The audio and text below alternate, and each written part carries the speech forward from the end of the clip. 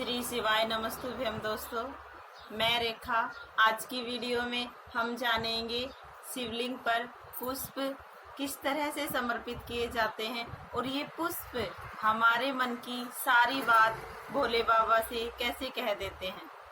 सारे देवी देवताओं का जो श्रृंगार होता है, सारे देवी देवताओं को जो पुष्प समर्पित किया जाता है, सारे देवी देवताओं का जो श्रृंगार किया जाता है, उसमें पुष्प भगवान अगर ऐसे हैं तो पुष्प आप भगवान के सामने इस तरह से रख देते हो। भगवान ऐसा चढ़ाते हो, अपनी चढ़ा नारायण को भी ऐसे चढ़ाओगे, लक्ष्मी को भी ऐसे चढ़ाओगे, राम को, कृष्ण को, ठाकुर को, सबको, जगदम्बा को। पर केवल एक देव अधिदेव महादेव एक ऐसे हैं जिनको पुष्प बेलपत्र जो भी समर्पित करी जाती है वो भगवान शिव के ऊपर उल्टी समर्पित करी जाती है, क्योंकि आपका और ये आपका समर्पण है। हमने ये आपको प्रदान कर दिया, ये आपको दे दिया। पुष्प चढ़ाने का मतलब और बेलपत्र चढ़ाने का क्या मतलब है? बोलिए, आप भगवान को फूल क्यों चढ़ाते? अच्छे दिल से बोलो, बिल्कुल है। ऐसा मत सोचना कि कथा चल रही है, आप तो ये सोचो कि अपन आपस में बात कर रहे हैं। बहुत दिल से बोलो कि भगवान को फूल क्यों चढ़ाया जाता है।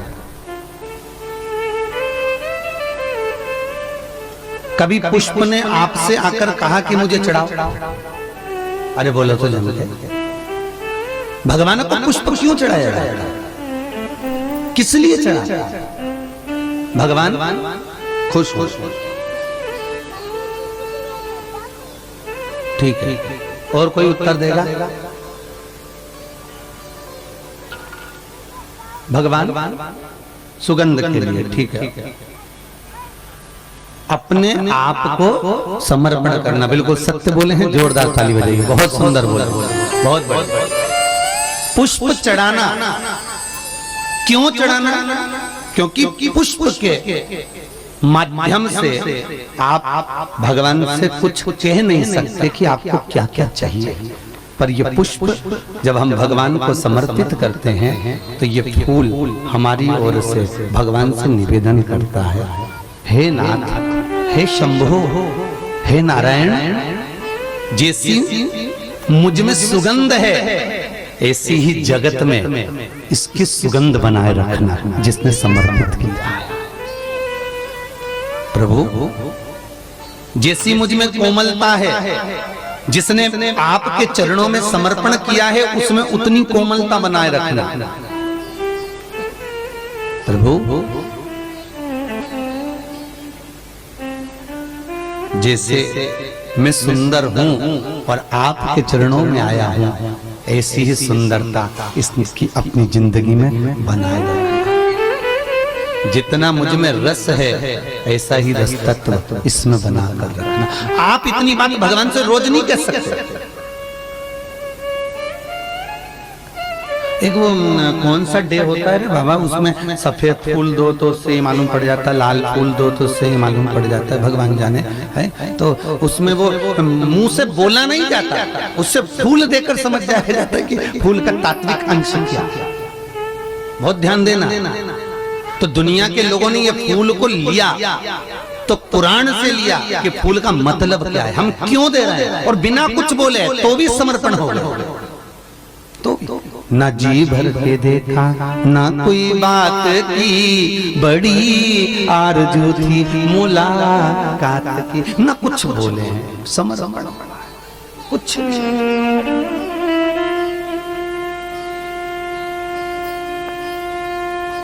बस समर्पण, केवल हम जान नहीं पाए।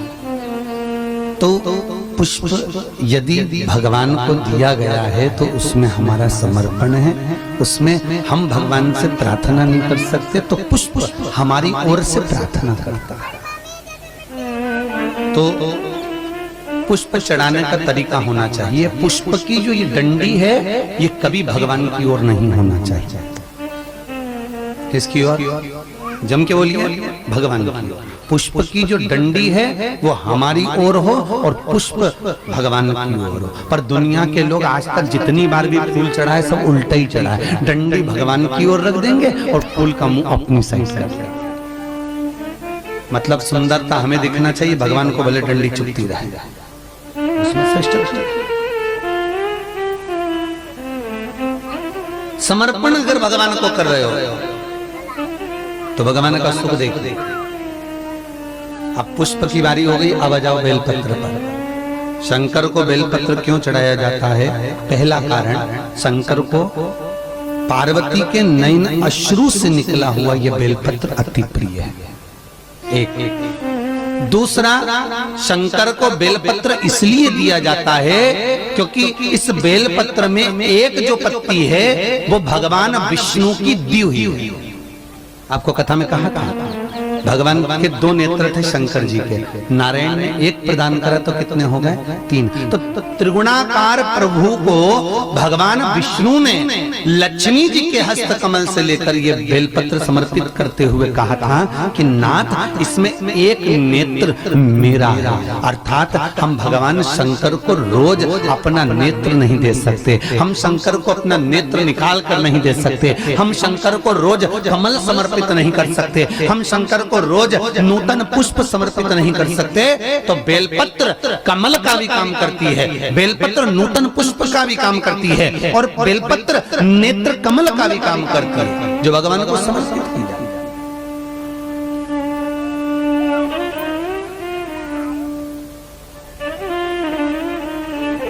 Please subscribe my channel.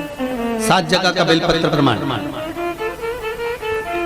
यदि आपका कोई मनवांचित फल है, पूरा नहीं हो रहा, बहुत दिन से लगे हो, वो काम नहीं निपट रहा, बहुत दिन से लगे हो, काम हो ही नहीं रहा, एग्जाम में बैठ रहे हो, कोई परीक्षा में बैठ रहे हो, हर बार एग्जाम दे रहे हो, नहीं हो रहा, 7 जगह का बेलपत्र याद रख लीजिए। पहला, जहां पर आपको बताया था भगवान शंकर का शिवलिंग, उसके सामने अशोक सुंदरी, उसका जलाधारी का राइट, जहां गणेश जी का स्थान है। पहला बेलपत्र गणेश जी के स्थान पर समर्पित करिए। अगर कोई काम नहीं हो रहा है तो उसको निपटाने के लिए, उसको करने के लिए, पूर्ण होने। दूसरा बेलपत्र कार्तिकेय के स्थान पर रखिए। तीसरा बेलपत्र अशोक सुंदरी की जगह पर रखिए। चौथा बेलपत्र जहां शिवलिंग रखा हुआ है उस गोल भाग पर माता पार्वती के हस्त कमल पर रखिए। 5वां बेलपत्र भगवान शंकर की जो 5 लड़कियां ऊपर है उस जलाधारी में डाल दीजिए।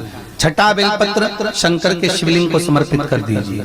और 7वां बेलपत्र जाते जाते जब मंदिर के बाहर जो नंदी बैठा रहता है उसका एक पांव ऊंचा उठा हुआ होता है, उस पांव के पास रख दो और अपनी कामना नंदी के कानों में कहकर चले जाइए। आपका कार्य कुछ ही दिनों में सफल हो जाएगा। 7वां बेलपत्र समर्पण का भाव अर्जित करता है।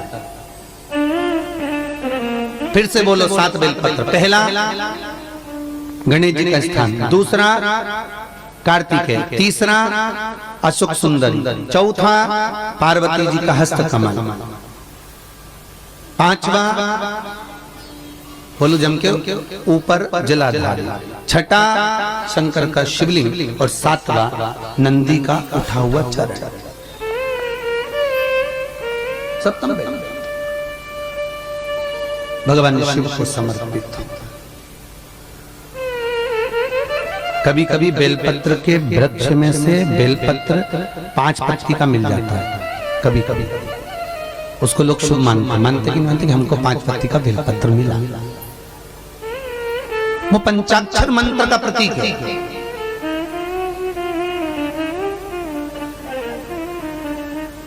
भगवान शिव अगर मान लो 5 पत्ती का बेलपत्र आपको अगर प्राप्त हो जाता है तो उस बेलपत्री पर ओम नमः शिवाय, ओम नमः शिवाय, ओम नमः शिवाय लिखकर भगवान शंकर के शिवलिंग पर समर्पित कर देना चाहिए। ऊपर से थोड़ा सा शहद चढ़ा देना चाहिए, शहद चढ़ाकर जल समर्पित कर देना चाहिए। उसी बेलपत्र को लेकर अपनी कामना कर कर घर जाना चाहिए। वो पंचाक्षर मंत्र का पूर्णता का भाव देने वाला बेलपत्र होता है।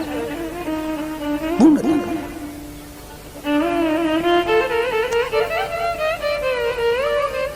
और पूर्ण नियमावली से, पूर्ण सुख से। जैसे छोटे छोटे बच्चों को माताएं डांट कर डपट के भोजन कराती हैं, तुमने देखा होगा। पहले के समय में तो बच्चे ऐसे ही प्रेम से भोजन कर लेते थे। आज के जमाने में तो जैसे युद्ध पे लड़ने जा रहे हो उतनी पूरी तैयारी करना पड़ती बच्चों को भोजन कराने से पहले। पूरी युद्ध की तैयारी, लाओ जैसी बच्चा आता है वैसी तैयारी। तू जेठानी बोलती है कि देवरानी से काम कर, तू बच्चों को खाना खिला दे, मैं रोटी बना लूं, मेरे बस की।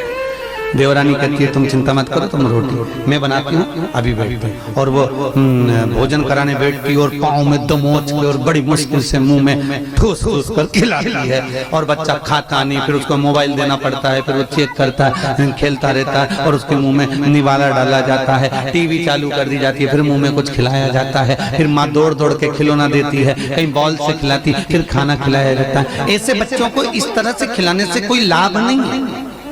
उसको कुछ मिल नहीं रहा, शरीर में कुछ लग नहीं रहा। Please subscribe my channel. उसके लिए केवल एक ही काम, सोमवार के दिन कोई बच्चा जो चीज खाता हो, वो चीज जो बच्चे को अच्छी लगती हो, वो वस्तु वो भोजन एक पीपल के पत्ते पर, काय पर लेके जाना है, जम के बोलिए, पीपल के पत्ते पर रखकर शंकर जी को भोग लगा दो, अशोक सुंदरी वाले स्थान पर, ठीक है।